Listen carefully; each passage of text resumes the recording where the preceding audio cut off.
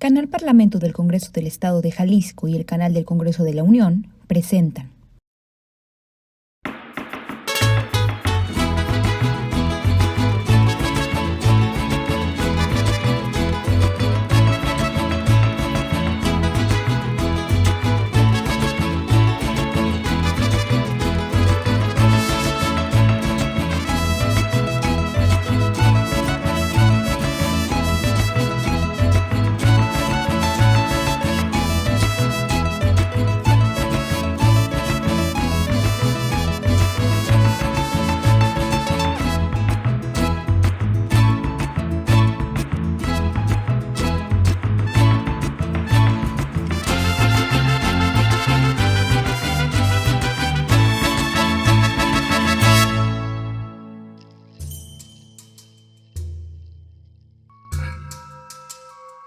Tequila de Jalisco para el mundo. El tequila es un aguardiente elaborado en una pequeña región de México. Se produce a partir de la destilación del mosto fermentado, obtenido del corazón de una planta conocida como agave azul. A este corazón de la planta, semejante a una gigantesca piña, se le denomina también mezcal. En náhuatl quiere decir la casa de la luna, y se usa para significar el meollo, la esencia, el centro, etc. Se trata de un producto del encuentro de dos mundos, pues utiliza una técnica originaria del continente europeo para transformar una materia muy antigua y característica de la tierra americana. En México, a partir de algún tipo de los 200 agaves diferentes con que se cuenta, se obtienen de ciertos lugares otras bebidas aguardentosas similares. Estas reciben el nombre genérico de mezcal y toman el apellido de la población donde nacen. De esta manera tenemos el mezcal de Oaxaca, el de Cotija, el de Quitupan, el de Tonaya, el de Tuzcacuesco, el de Apulco, etc. Pero no cabe la menor duda de que el más famoso de todos es el mezcal de Tequila. En sus alrededores y por todo el terreno que correspondía durante la época colonial al corregimiento de Tequila, se da muy bien el agave azul y en muchas partes se yerguen grandes y pequeñas fábricas del prestigiado licor, conocido antes de la simplificación publicitaria como vino de mezcal de tequila.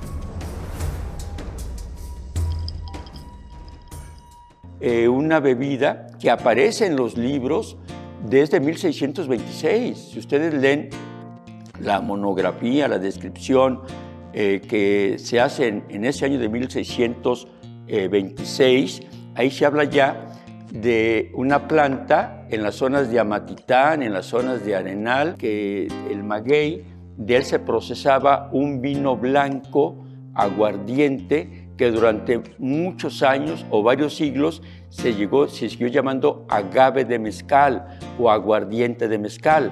Fue hasta el último tercio del siglo XIX cuando Zenobio Sauza, de la familia de Sauza, que hicieron símbolos y emblemas en el tequila, se cambió el término por lo del tequila. Pero el tequila tuvo una importancia económica desde un principio. Es muy confuso porque la corona a veces autorizaba que se procesara el agave de mezcal y a veces lo prohibía o permitía, por ejemplo, que se vendiera aquí en Guadalajara, pero no en la zona sur, en Zapotlán. Entonces, cuando empezaron a permitir que se procesara el tequila, las primeras fuentes de agua para que la gente fuera con la cubeta o el recipiente a sacar agua, se hicieron con los impuestos del tequila. Un historiador, el primero que nació aquí en la Nueva Galicia, Matías de la Mota Padilla, escribió que se hizo el milagro que el tequila se convirtió en agua, seguramente parodiando la parábola evangélica del agua en el vino para que no les faltara a los asistentes a las bodas de Caná. Posteriormente, este mismo edificio, que se terminó, ya les dije, en 1792, tuvo un costo de 218,000 pesos. Duró muchos años haciéndose. El 90% de lo que costó se pagó con los impuestos del tequila. Prisciliano Sánchez, yo solamente un informe les decía, su visión fue tanta, hasta en el tema de lo que es el tequila, en el único informe que dio, pues se duele de la pobreza, de la miseria, de la falta de infraestructura, de la falta de maestros, de la falta de salud, de que no había habido producción agrícola de que no había habido producción minera, 300 años de explotación, la guerra de independencia, el caos, o sea, era empezar a ser un Estado. Y su único pasaje de aliento fue cuando dijo, sin embargo, hay que tener fe, hay que tener esperanza en nuestro futuro, la naturaleza ha sido pródiga con nosotros, en las laderas pedregosas, arcillosas de Amatitán, de Arenal, de Tuzcacuesco, de Autlán, se da esa planta extraordinaria que es el maguey. De él se procesa el vino aguardiente de mezcal que tiene buen sabor, y luego añade, dice además, es bueno, es barato, a lo mejor ya eso ya no cuadraría con la época actual, dice, y no hace daño. Yo creo que ha sido austero para tomar, porque él dice, es bueno, es barato y no hace daño. Dice, el día, y está en su texto formal ante el Congreso, el día que ese producto de agave de mezcal, que ya se vende profusamente aquí, se exporte a otros territorios y a otras naciones, será uno de los renglones de la economía para Jalisco más importantes. Y les comparto un dato. El año pasado, en Jalisco se exportaron 416 millones de litros de tequila.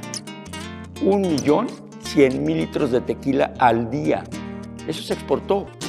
Aparte, para el consumo, fueron como 627 millones los que se produjeron de litros. 416 fueron al extranjero. El 82% ¿a dónde? Pues al mayor mercado, que son los Estados Unidos. Inclusive, en Estados Unidos, ya el tequila desplazó al whisky y es la segunda de bebida de destilado de mayor consumo en los Estados Unidos. El primero es el vodka, el segundo es el tequila y el tercero es el whisky. Y aquí en Jalisco trabajan en empleos directos más de 90,000 jaliscienses, mujeres, varones, hombres, directamente en la industria del tequila, para que vean que hasta en eso Prisciliano tuvo visión. Más por la consigna de favorecer la importación de vinos y aguardientes españoles que por una acusada vocación por la abstemia, el gobierno colonial prohibió desde su inicio la fabricación de productos americanos que pudieran hacerle la competencia, por lo que el tequila tuvo que hacerse clandestinamente desde el principio. Fue hasta que, dado el volumen que alcanzó su producción y lo necesitado que estaba el gobierno de dinero, este optó, al mediar el siglo XVII, por autorizarla y cobrar el impuesto correspondiente. Que Tequila tiene el volcán es el volcán de Tequila, el volcán le da el nombre a la ciudad y la ciudad se lo da a la bebida. La bebida siempre fue conocida como vino mezcal. Después de que, me voy a regresar al tiempo, después de que se cierran todos estos trapiches y se descubre ya los mezcales, entonces ellos empiezan a hacer ya la tatema de estas plantas, originalmente silvestres, polinizadas, y que posteriormente, bueno, ya la estructura del campo ya es otro tema. Ellos empiezan a hacer estas tatemas y no les asombre a nadie que desde la sierra, de donde está Temanica, de hecho en la Temanica hay dos, desde allá hasta que terminas en el Tecuane, que es tierras de acá de Amatitán, está lleno de tabernas que siguen teniendo su piedra tahona, que siguen teniendo sus hornos. La UNAM hizo una investigación muy bonita, vinieron a hacer todo un registro de todas las tabernas. Entonces ahí estamos hablando de la presencia ya de cómo se hacía la tatema, le decimos nosotros, posteriormente la molienda, que sigue hoy día esos molinos de caña que siguieron funcionando para estar moliendo y desgarrar el agave, ¿no? Entonces, eso lo vienes repitiendo todo eso desde la sierra hasta llegar acá. Tequila, aparte de las minas, aparte de la bebida espirituosa, aparte de que aquí se hace Santo Toribio Romo, aparte de todas esas grandes haciendas productoras, digo, le han dado realmente una fuerza comercial muy grande, más allá de la bebida. Ahí es donde nosotros decimos, conozcan a Tequila, el otro Tequila. Entonces, Tequila significa lugar donde se corta. Ustedes van a ver en casi todas las publicaciones que dice que significa lugar donde se corta por la obsidiana. que arroja la lava del volcán, no. Es lugar donde se corta el camino, porque si ustedes entran por Zacatecas, entonces se va a cortar el camino en Amatitán. Si ustedes entran por Guadalajara, se va a cortar el camino en Amatitán. Entonces se corta el camino de lo que es la sierra a la cabecera. Eso significa Tequila, lugar donde se corta.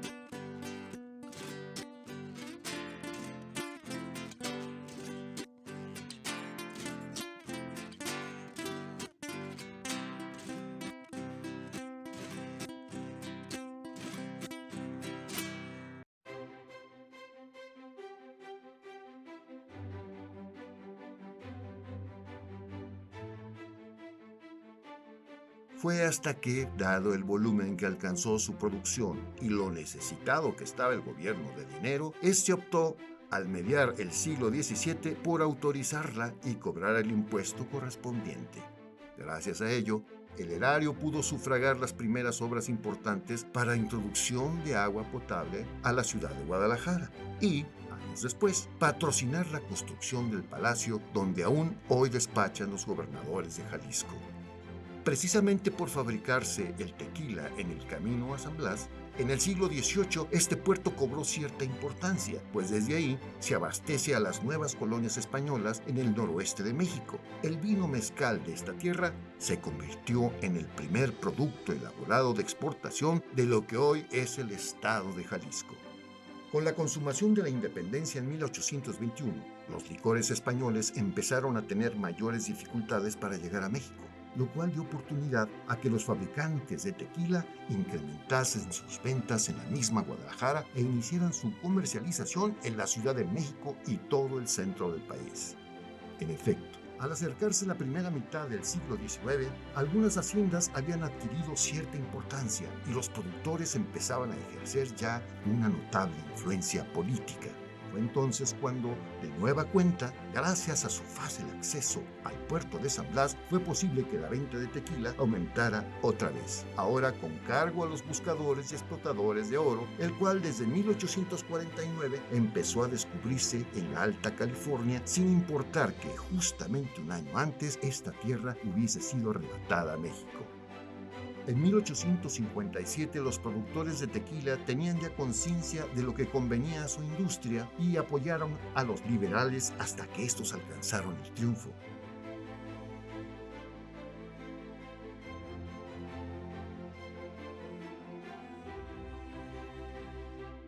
Al ver el modelo de una cierta arquitectura y a ver la riqueza de las tierras, obviamente se empezaron a venir familias de todas partes y muchas veces venían con ellos también arquitectos. En la Ruta de Santiago en España, cuando tú estás viendo los pueblos de la Ruta de Santiago, dices, ay, este Cuitatlán, ay, no, este Patitlán. Empiezas a ver que esos modelos de arquitectura los trajeron de allá. Pero la riqueza de las tierras de tequila, si estamos hablando que la primera fábrica, se le podría llamar fábrica, tuvo ya el permiso real en 1795. Estamos hablando siglo XVIII. Eran casas, eran chozas con tejas. Por ahí tenemos una fotografía donde tú ves las chozas. Yo creo que con el desarrollo de la economía también se fue haciendo el desarrollo de la arquitectura. Y te estoy hablando que este texto que yo leí ayer de Anita González Rubio, estamos hablando que abasteció de agua el municipio, pero ya muy tarde, ya siglo XIX.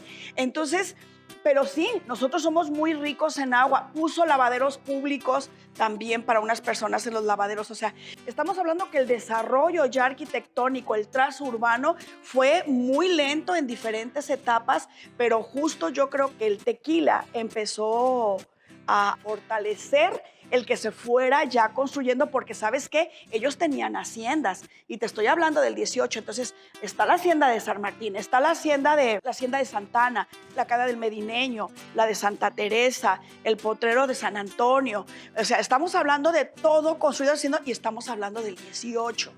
Entonces, más bien, se hacían todas estas haciendas y los que habitaban vivían en esas casitas como chozas. Basta que ustedes vean, ahorita, actual, ustedes van a ver el centro de Tequila y van a ver ahí la colonia. Se salen 2 cuadras del centro de Tequila, ya no hay nada. Ya no hay nada. ¿Por qué? Porque justo fue en donde se le dio mucha fuerza por la industria. Y mucho tuvo que ver, ahí voy a dar un salto, mucho tuvo que ver con todo esto el señor Francisco Javier Sauza Mora. Francisco Javier Sauza Mora pertenece a la tercera generación de la empresa de tequila Sauza. La primera generación fue con don Zenobio, la segunda con don Eladio y la tercera ya fue con don Francisco. Pero ¿qué pasa con esta gente? Muchas de las personas que se establecieron aquí y empezaron a hacer la economía de tequila venían de fuera. Y don Zenobio empieza a trabajar en lo que le llamaban, lo que ustedes conocen ahora como José Cuervo. Anteriormente era la fábrica del puente, así le decían la del puente porque había un puente. Y entonces, la que tenía mucho que ver ahí era doña Tomasa, que después se casó con Jesús Flores. Pero doña Tomasa también fue heredera del Martineño, de donde está la de Tequila de Reyes, que es un lugar hermoso para hacer entrevista. Se juntaban ahí las riquezas. Entonces, más que un desarrollo urbano del municipio, primero fue un desarrollo de hacendados. Pero yo creo que si alguien tuvo mucho que ver en la difusión, en el crecimiento, en la vinculación de la identidad, en el respeto del arte popular, del patrimonio, fue Francisco. Él hace primero una radiodifusora y entonces se empieza a invitar a los músicos, a los mariachis y a todo y los vincula con el tequila. Esa pequeña radiodifusora que él hizo después se fue convirtiendo en algo ya más grande y entonces traía aquí a los artistas. Y toda la gente de antes te puede decir, no, aquí estaba José Alfredo y caminaba por las calles, San José Alfredo Jiménez venía y esto y aquello y todo lo demás. La gente de antes te cuenta. Luego crece la radiodifusora y dice, no, pues yo no me voy por eso. Y no se va por eso, sino que se va por un canal de televisión y no en un canal local. Él ya su visión fue más grande y se va a la televisión abierta, lo que fue el programa de Noches Tapatías. Reunión de grandes compositores e intérpretes que con su voz y sentimiento acompañados por el mariachi nos ofrecen lo mejor de Noches Tapatías. Bendito sea el cielo, llorando te quiero muchísimo más y más. Sentir hervir la sangre por todito el cuerpo entero al gritar ¡Viva Jalisco! Ahora que llegamos caminito, aquí me chum. Y él le llamó lo nuestro, así esa apropiación le dio. ¿Qué era lo nuestro? Lo nuestro era vincular el tequila con el arte, tanto con el arte popular como en todas las demás manifestaciones artísticas. Entonces, él empieza a apoyar a grupos de mariachi, a conjuntos de mariachi, empieza a apoyar a cantantes solistas, intérpretes, compositores que salen a difundir y hablar de tequila de otra manera.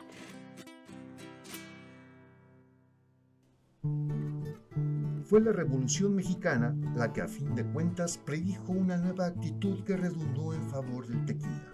Derrumbada en 1911 la longeva dictadura encabezada por el general Porfirio Díaz, el enfrentamiento pasó por igual a ser del pasado y el país entero se volcó a buscar expresiones y costumbres con el fin de fortalecer la nacionalidad mexicana.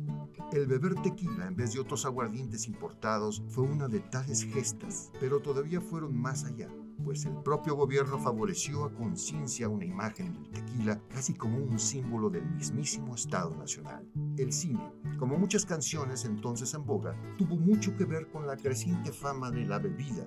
Ayudó también que el decir popular hubiera convertido el tequila en la mejor medicina contra una epidemia de influenza española, la cual azotó al norte de México alrededor de 1930 y que para atender la demanda se haya podido disponer de pequeñas botellas fabricadas en la industriosa ciudad de Monterrey, en vez de tener que distribuir la mercancía a granel en incómodas barricas.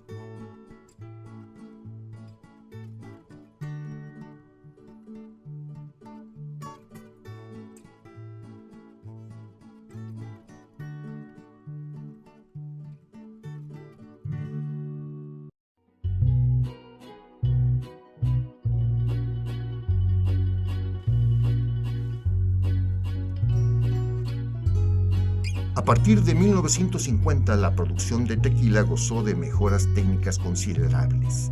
Muchas fábricas, sin detrimento de la calidad, alcanzaron índices altos de rendimiento e higiene, además de que algunas marcas resultaron más accesibles a las gargantas comunes por ser de menos graduación. Por otro lado, se descubrió también que la región apta para cosechar el agave azul podía ser mayor, sin perjuicio del producto, de manera que el crecimiento del mercado logrado después pudo ser atendido debidamente. Hoy en día los campos agaveros, con su fisonomía tan característica, comprenden una gran franja central del paisaje jalisciense, en tanto que de una manera directa o indirecta, la industria compromete a unas 300,000 personas, orgullosas todas ellas de participar en la fabricación de un producto imbricado de manera profunda en la vida de la región occidental de México y satisfecha de ofrecer una bebida cabalmente mexicana a los demás habitantes del mundo.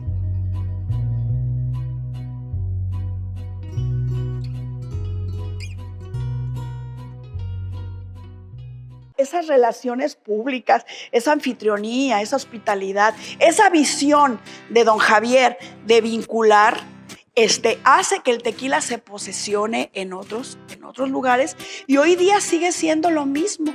Ya se hizo como parte de alivio. Me voy a tomar un tequila, pero porque me quiero aliviar, como parte de curarte el alma, las emociones. Cuando lo escucho en canciones, lo vinculo más con eso que con la alegría, ¿no?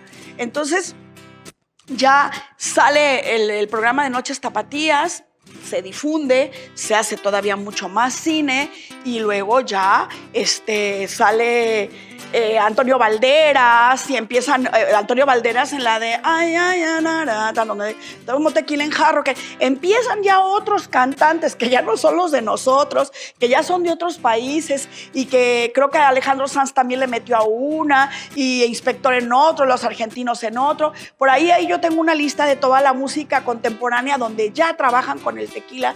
Yo sigo en mi teoría que el tequila se fue posesionando a través de la gran época de oro del cine mexicano para sentarte ya con él en otro contexto.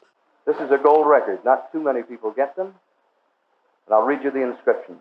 Presented to the champs in appreciation of the 1 millionth copy of Tequila.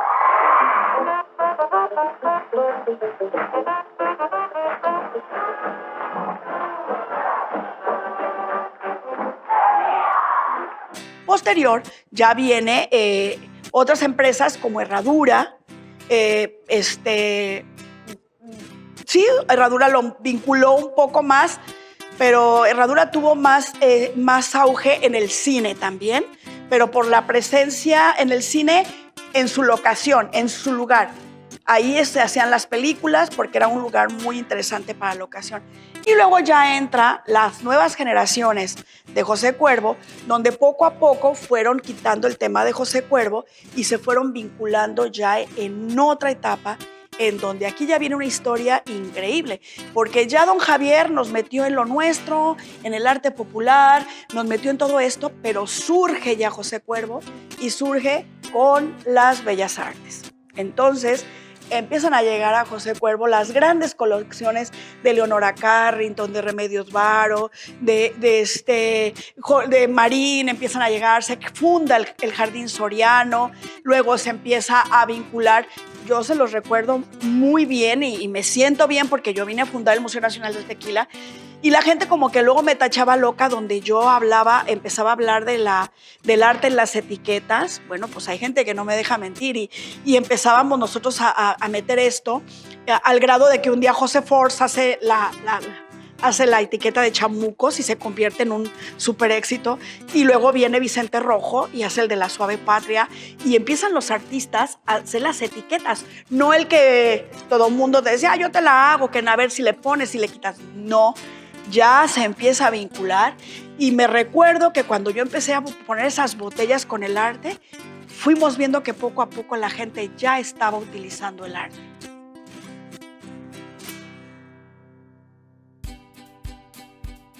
El tequila es ampliamente considerado como la mejor bebida por numerosas razones, y su conexión con la cultura mexicana brinda a los mexicanos todos los motivos para estar orgullosos. En primer lugar, el proceso de producción del tequila está profundamente arraigado en las tradiciones mexicanas, está hecho de la planta de agave azul, que crece predominantemente en la región de Jalisco, en México. Los meticulosos métodos de cultivo, cosecha y destilación empleados por los productores mexicanos de tequila contribuyen a su excepcional calidad. Además, la versatilidad del tequila lo convierte en una opción destacada, ya sea que se disfrute solo, en cócteles como margaritas, o se use en creaciones culinarias. El tequila ofrece una amplia gama de posibilidades. Su perfil de sabor distintivo, que va desde terroso y herbal hasta dulce y cítrico, atrae a un amplio espectro de gustos. El pueblo mexicano tiene un legítimo sentido del orgullo por el tequila, porque representa su rica herencia. El tequila se ha convertido en un símbolo icónico de la cultura mexicana. Sirve como embajador global, mostrando la artesanía y el compromiso de México con la calidad. El sabor incomparable, la versatilidad, el significado cultural, el impacto económico y la conexión con las tradiciones mexicanas del tequila brindan amplias razones para que los mexicanos se enorgullezcan de esta bebida excepcional. Jalisco es tequila y el tequila es Jalisco.